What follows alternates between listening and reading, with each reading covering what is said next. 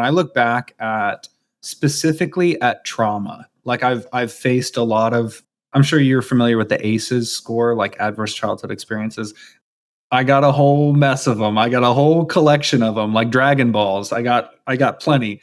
And acknowledging that pain exists and that happened in me, and there's nothing I can do about it. I can't go back in time and change that. So there's no do-over. Oh man. Like that's a big part of trauma therapy, is like accepting that what happened actually happened. Yeah. And so then I look at what are my healthiest, most productive outlets for healing this.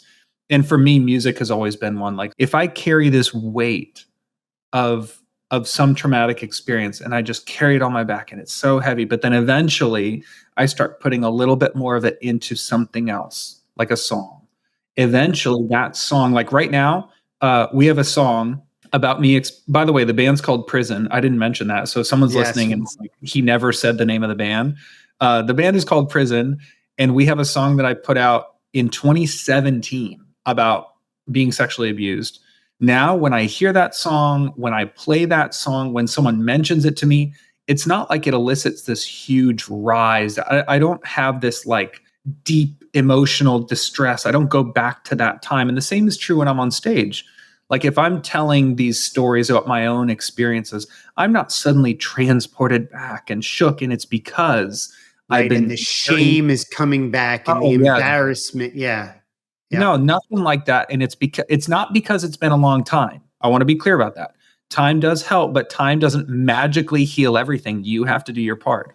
So the reason why I can perform these songs or write a song like this and feel better afterwards is because I took this awful thing that happened to me and I scooped out as much of it as possible and I looked at it. I just looked right at it and I'm like, this is this goop muck that has been clogging up my pores and my arteries and keeping my heart from healing. And I look at it, I examine it, and then I use it to build something that isn't inside of me, like a song. So I know that writing this song is a huge part of my healing process, because eventually when I perform this song and when people mention it to me, I won't be transported back to this difficult experience because I took the time to process it and create something from it. Yeah. And it's aligned with your mission. You're building something. Amen. So, you're just striking the chord there.